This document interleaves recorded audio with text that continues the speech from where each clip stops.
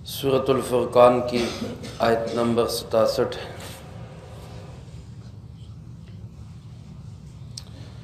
الحمدللہ وکفی وسلام علی عبادہ الذین اصطفی، خصوصاً علی سید الرسل وخاتم الانبیاء وعلی آلہ واصحابہ الاتقیاء۔ اما بعد فاعوذ باللہ من الشیطان الرجیم، بسم اللہ الرحمن الرحیم۔ والذین اذا انفقوا لم يسرفوا ولم يقتروا وكان بین ذلک قواما۔ اور وہ لوگ اذا انفقوا، جب وہ خرچ کرتے ہیں، لم یسرفوا، تو وہ اسراف نہیں کرتے، ولم یقتروا، اور نہ ہی بخل کرتے ہیں، وکان بین ذلک قواما، بلکہ ان کے درمیان گزر کا راستہ اختیار کرتے ہیں۔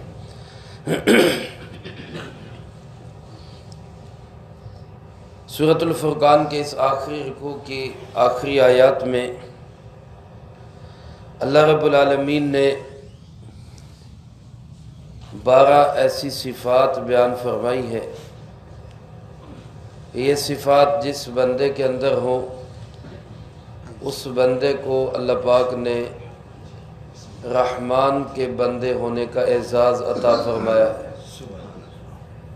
یہ 12 صفات اللہ پاک ہم سب کو نصیب فرمائے، اور اس کی وجہ سے جو اتنا بڑا اعزاز ہے کہ ان صفات کے حامل لوگ، یعنی جن کے اندر یہ صفات پائی جائیں گی، وہ اللہ رحمان کے خاص بندے ہوں گے۔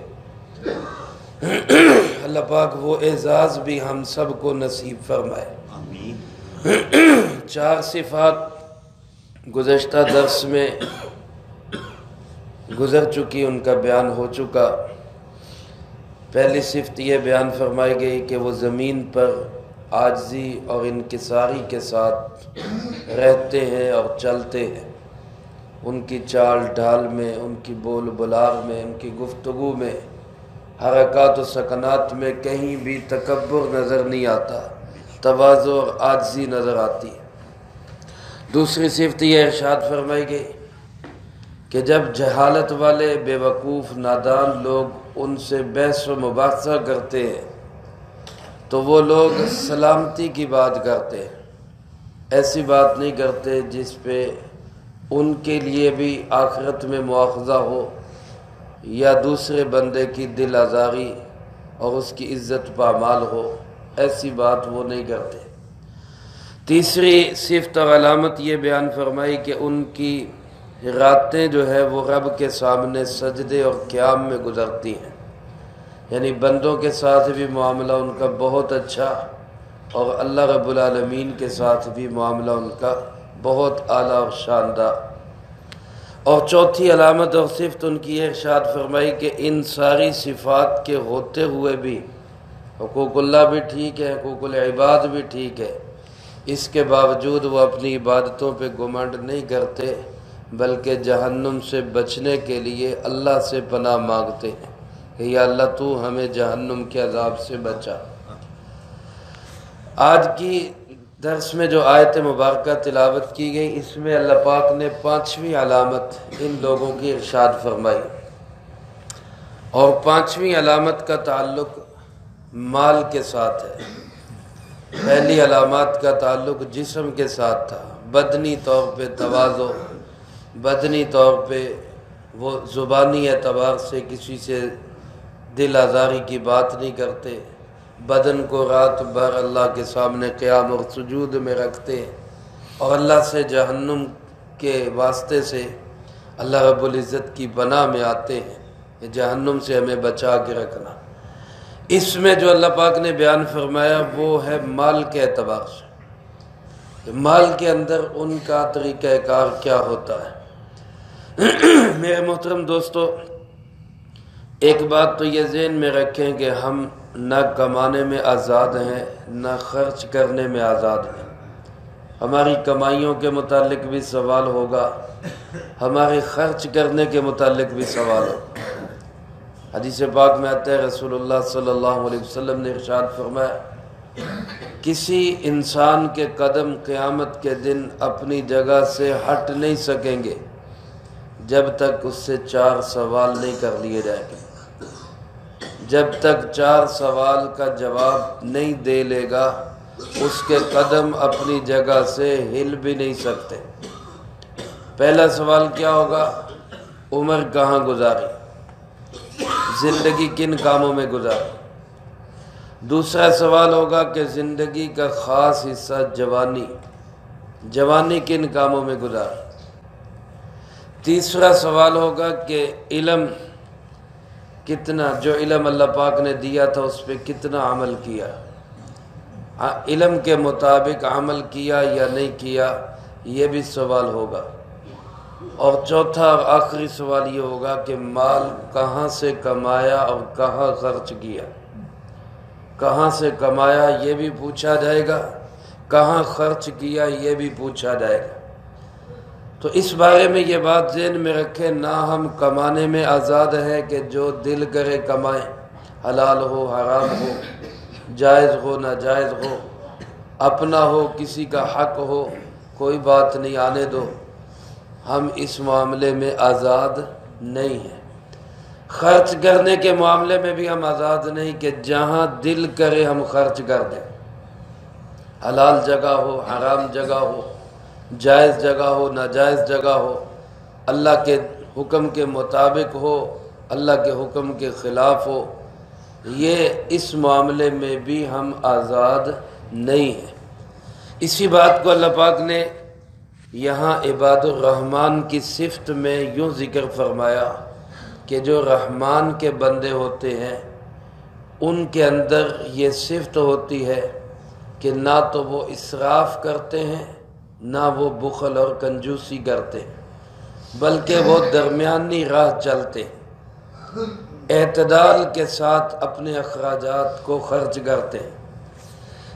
حدیث پاک میں جناب محمد کریم صلی اللہ علیہ وسلم نے ارشاد فرمایا کہ آدمی کی دانش مندی یہ ہے، انسان کی سمجھداری یہ ہے، وہ انسان گویا سمجھدار ہے۔ رسول اللہ صلی اللہ علیہ وسلم اس کے سمجھدار، دانش مند، عقل مند ہونے کا سرٹیفکیٹ جاری کر رہے ہیں جو اپنے آمدن اور اخراجات میں توازن رکھتا ہے، اپنی کمائی کے حساب سے اپنے اخراجات کو کنٹرول کر کے رکھتا ہے۔ دیکھو میرے بھائیو، جو کمائی اور آمدن ہے وہ ہمارے بس میں نہیں، وہ اللہ نے جتنی ہمیں دینی ہے اتنی ہمیں ملنی ہے۔ ہم لاکھ سر پٹک لیں، ادھر ادھر ہاتھ پاؤں مار لیں، محنت کوشش کریں، جتنا مرضی لال پیلے ہوں، ملے گا وہی جو ہمارے نصیب میں ہے، اس سے ایک دانہ نہ بڑھ سکتا ہے۔ اور اگر ہم کام کاج چھوڑ دیں، ہاتھ پہ ہاتھ دھر کے بیٹھ جائیں تو ایک دانہ کم بھی نہیں ہو سکتا۔ جو نصیب مقدر میں اللہ نے لکھ دیا ہے وہ مل کے رہنا۔ اب ایک انسان جو ہے اپنی کمائی میں تو وہ پابند ہے، لیکن اخراجات کو وہ کنٹرول کر سکتا ہے۔ میں اپنا خرچہ میرے ہاتھ میں ہے، میں کتنا کرنا چاہتا ہوں۔ آج کل معاملہ بالکل الٹ ہو گیا۔ ہم کہتے ہیں خرچہ تو ہم جیسے مرضی کریں، کھلا کریں، گناہ کے کاموں پہ کریں، حلال حرام ہر جگہ کریں، کمائی بڑھنی چاہیے، کمائی بڑھنی چاہیے۔ کمائی تو ہمارے اختیار میں ہے ہی نہیں، وہ تو اللہ رب العالمین کے اختیار میں ہے۔ تو جو چیز ہمارے اختیار میں ہے اس پہ ہم توجہ نہیں دیتے، جو ہمارے اختیار میں نہیں ہے اس پہ ہم زور لگاتے ہیں کہ وہ کیسے بڑھ جائے۔ تو آپ صلی اللہ علیہ وسلم نے فرمایا عقل مند انسان وہ ہے جو اپنے اخراجات کو توازن کے ساتھ رکھے، اعتدال کے ساتھ رکھے۔ حضرت عبداللہ ابن مسعود رضی اللہ تعالیٰ عنہ ارشاد فرماتے ہیں ما عال من اقتصد، جو آدمی اپنے اخراجات میں درمیانی چال چلتا ہے، نہ بالکل ہاتھ کھلا ہوا ہو اور نہ بالکل ہاتھ تنگ ہو۔ فرمایا جو درمیانی راہ چلتا ہے یہ آدمی کبھی فقیر اور محتاج نہیں ہو سکتا، اس پہ کبھی ایسے حالات نہیں آئیں گے کہ یہ آدمی فقیر اور محتاج ہو جائے، لیکن شرط یہ ہے کہ وہ اپنی آمدن اور اخراجات کے اندر اعتدال قائم کرے۔ ہم اسی کو دیکھتے ہیں، ہم لم یسرفوا ولم یقتروا، اسراف نہیں کرتے اور بخل اور کنجوسی نہیں کرتے۔ اسراف کیا ہے؟ علماء نے لکھا ہے ناجائز اور حرام جگہ پہ خرچ کرنا یہ اسراف ہے۔ ایک روپیہ بھی، ایک پیسہ بھی حرام جگہ پہ خرچ کرے گا تو وہ اسراف میں داخل ہے۔ اور اسراف کرنے والوں کے متعلق اللہ پاک نے کیا ارشاد فرمایا؟ اِنَّهُ لَا يُحِبُّ الْمُسْرِفِينَ، اللہ پاک کو اسراف کرنے والے اچھے نہیں لگتے، یعنی حرام کاموں میں خرچ کرنے والے اللہ کو اچھے نہیں لگتے۔ حرام جگہ پہ خرچ کیا ہے؟ فضول بلڈنگ سازی پہ خرچ کرنا۔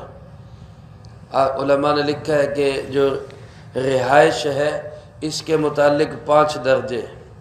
پہلا درجہ ہے رہائش کا، رہائش ایک جھونپڑی میں بھی ہو سکتی ہے، کچے مکان میں بھی ہو سکتی ہے، یہ رہائش ہے۔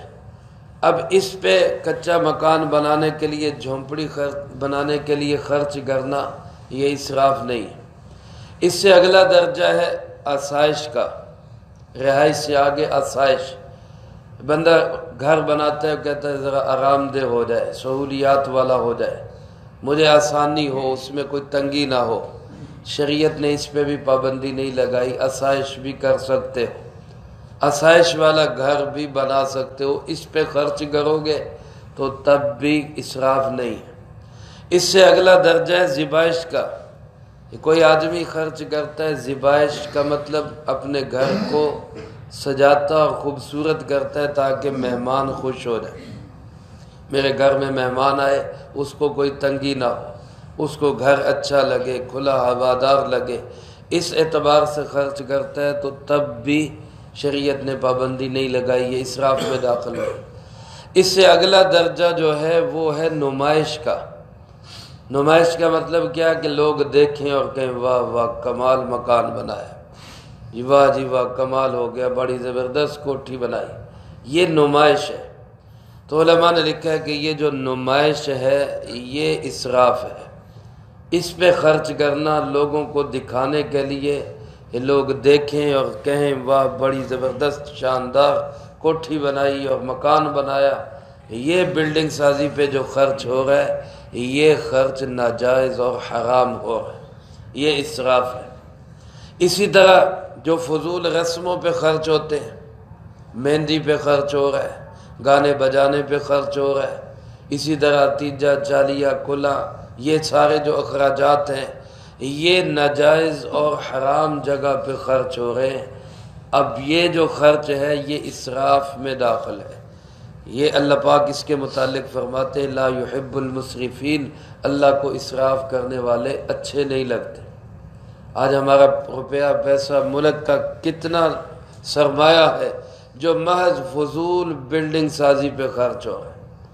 اب ہمارے حضرات لکھتے ہیں کہ مزار قائد ہے، ایک کلوں کے اعتبار سے جگہ ہے، ایکڑوں کے اعتبار سے جگہ ہے، فضول پڑی ہوئی ہے، اور کروڑوں نہیں اربوں روپیہ اس پہ خرچ ہوا ہے اور ہو رہا ہے، اس کا غریب عوام کو کیا فائدہ ہے؟ مینار پاکستان کھڑا کر دیا، کروڑوں نہیں اربوں روپیہ لگ رہا ہے، عوام کو اس کا کیا فائدہ ہے؟ اسی طرح اور بلڈنگ سازیاں ہو رہی ہیں فضول قسم کی، سڑکیں بن رہی ہیں، پل بن رہے ہیں اور ڈیم بن رہے ہیں، جناب اس میں عوام کو کیا فائدہ؟ عوام کی ضرورت تو ہے روٹی، کپڑا، مکان، تعلیم اور صحت، یہ بنیادی ضروریات ہیں عوام کی، اس پہ خرچ ہو، پہلے یہ پورے ہو جائے، اس کے بعد اگلا دیکھے بندہ بھی اب اس کے بعد کس پہ خرچ کرنا ہے، پھر ضروریات سے بچے تو پھر دیکھے کس پہ خرچ کرنا ہے۔ ایک گھر کا سسٹم بھی آج اسی لیے تباہ ہو گیا، ایک شہر کا اور ایک ملک کا سسٹم بھی اسی لیے تباہ ہو گیا کہ جہاں ضرورت ہے وہاں خرچ ہوتا نہیں، جہاں ضرورت نہیں ہے وہاں لاکھوں کروڑوں روپیہ لگا دیا جاتا۔ میرے محترم دوستو، یہ جو اخراجات اور آمدن کے اندر عدم توازن ہے، اللہ رب العالمین نے اسی کو فرمایا کہ یہ مجھے پسند نہیں، اور ایسا کرنے والے عباد الرحمن میں داخل نہیں ہیں، یہ رحمان کے بندوں میں شامل نہیں۔ تو اللہ پاک ان لوگوں کو پسند کرتا ہے جو اسراف نہیں کرتے۔ اور اس سلسلے میں ایک دوسرا لفظ ہے تبذیر۔ سورۃ بنی اسرائیل میں اللہ پاک نے ارشاد فرمایا ان المبذرین کانوا اخوان الشیاطین، جو تبذیر کرنے والے ہیں یہ شیطان کے بھائی ہیں۔ تبذیر کس کو کہتے ہیں؟ اسراف تو ہے ناجائز اور حرام جگہ پہ خرچ کرنا، اور تبذیر ہے جائز جگہ پہ ضرورت سے زائد خرچ کرنا۔ جائز جگہ پہ ضرورت سے زائد خرچ کرنا۔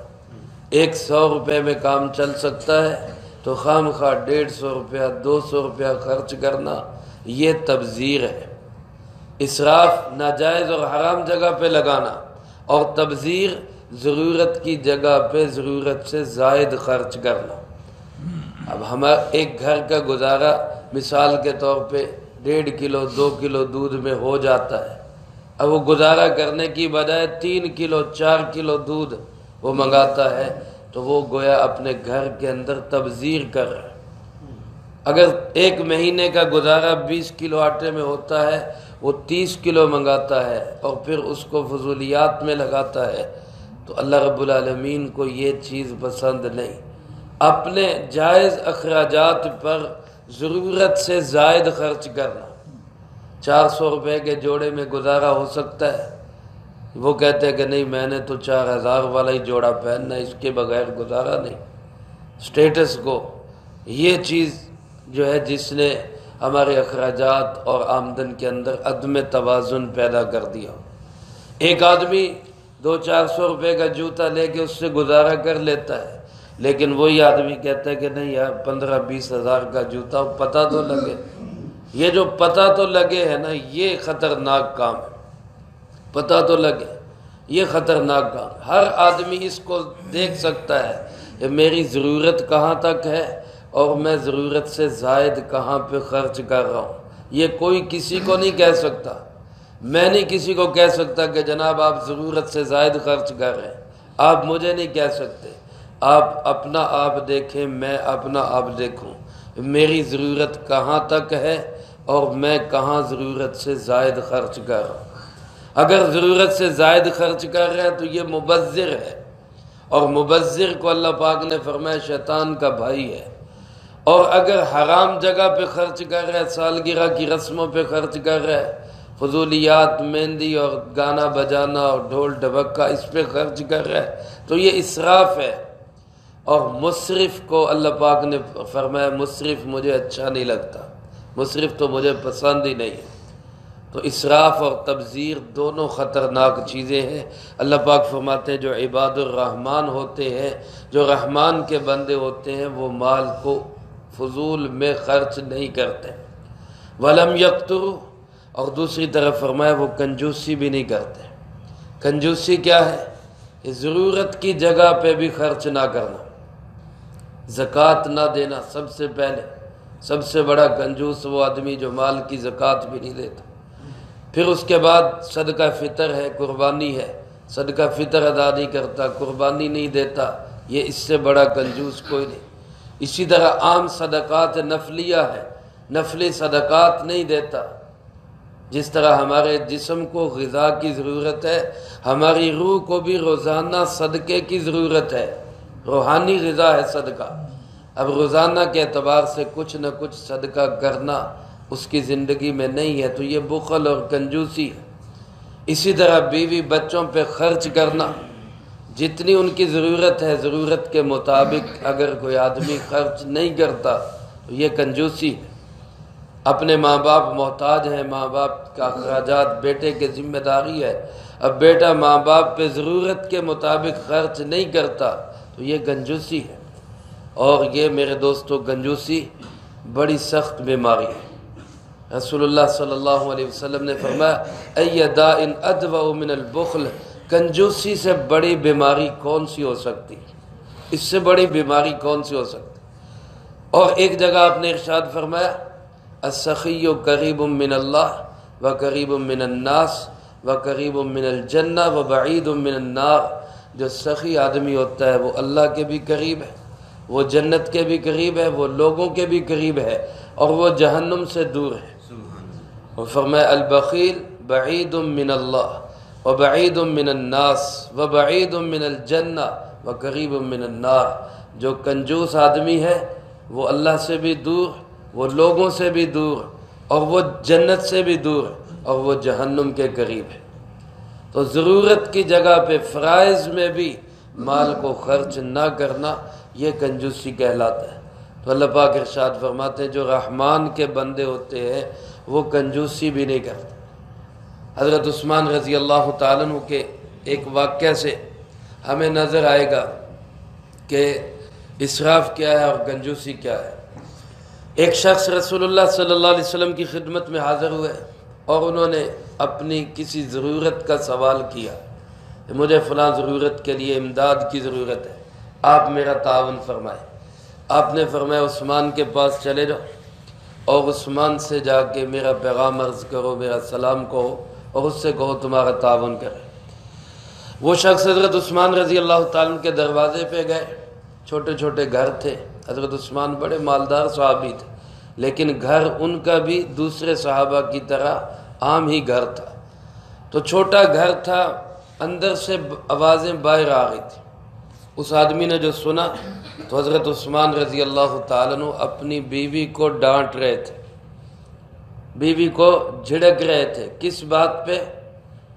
اس بات پہ کہ رات کو تم نے چراغ کی بتی جو ہے وہ موٹی کیوں رکھ دی. چراغ جلاتے تھے پہلے زمانے میں، اس میں ایک وہ رسی سی رکھتے تھے اس کے اندر تاکہ اس میں تیل چلتا رہے اور وہ لائٹ دیتی رہے، وہ روشنی دیتی رہے. اب وہ رسی جو ہے وہ جتنی موٹی ہوگی تیل اتنا زیادہ لگے گا، اور جتنی باریک ہوگی تیل اتنا ہی کم لگے گا. تو اہلیہ نے وہ چراغ کی بتی ذرا موٹی رکھ دی. حضرت عثمان اس پہ ڈانٹ رہے کہ تم نے تیل زیادہ کیوں خرچ کر دیا.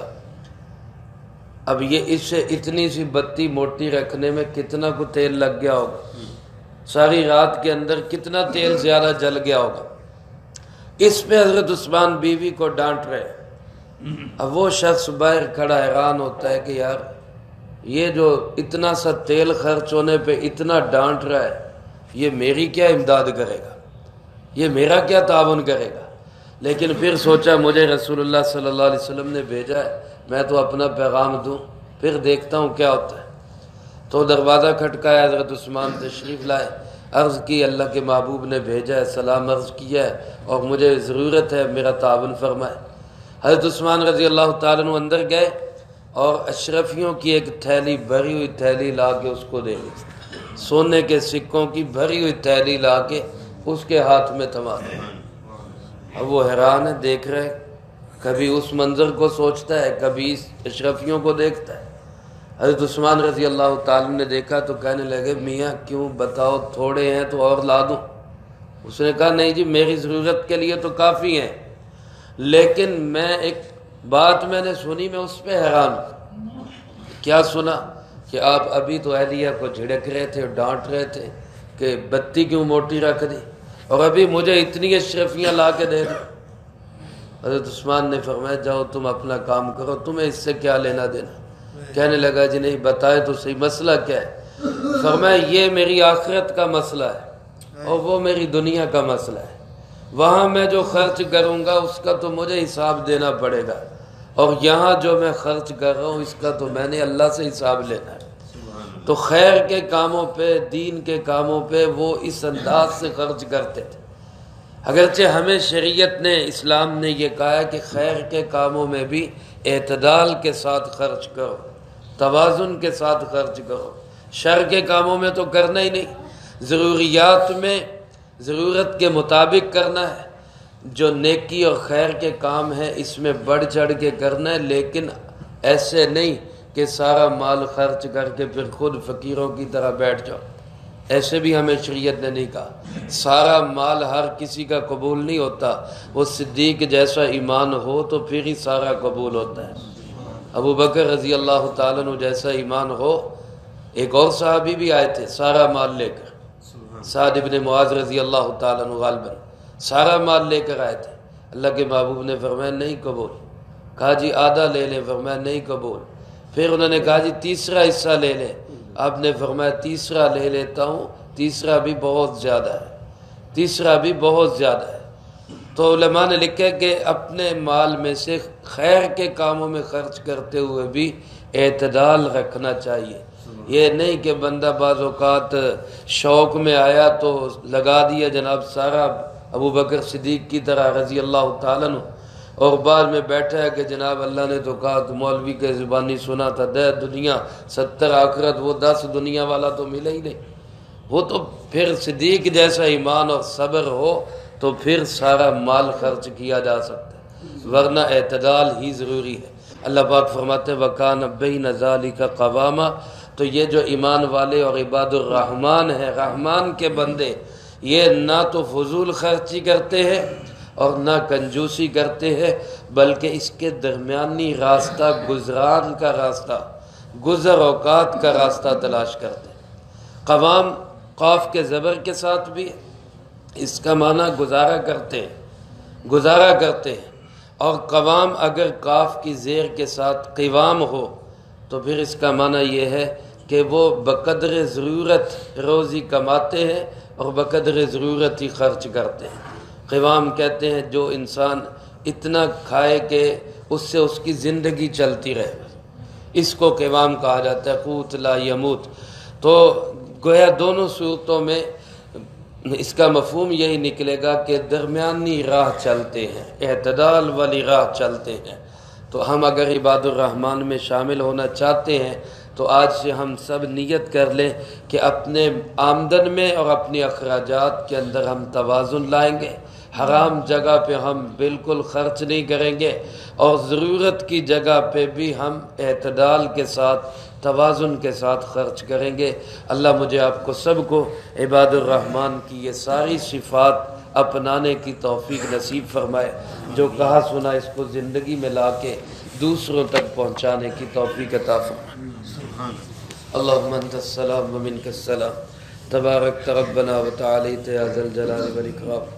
اللہم انا علی ذکرک وشکرک وحسن عبادتک، اللہم احسن عاقبتنا فی الامور کلہا واجرنا من خزی الدنیا وعذاب الآخرہ، اللہم باقیتا کباقیت الولید، اللہم استر عوراتنا وآمن روعاتنا، اللہم انا نجعلک فی نحورہم ونعوذ بک من شرورہم، اللہم اکفنا بحلالک عن حرامک واغننا بفضلک عمن سواک، اللہم اکفنا کل مہم من حیث شئت ومن این شئت، رب اغفر وارحم وأنت خير الراحمين، ربنا تقبل منا إنك أنت السميع العليم وتب علينا إنك أنت التواب الرحيم، وصلى الله على النبي الكريم وعلى آله وأصحابه أجمعين برحمتك يا أرحم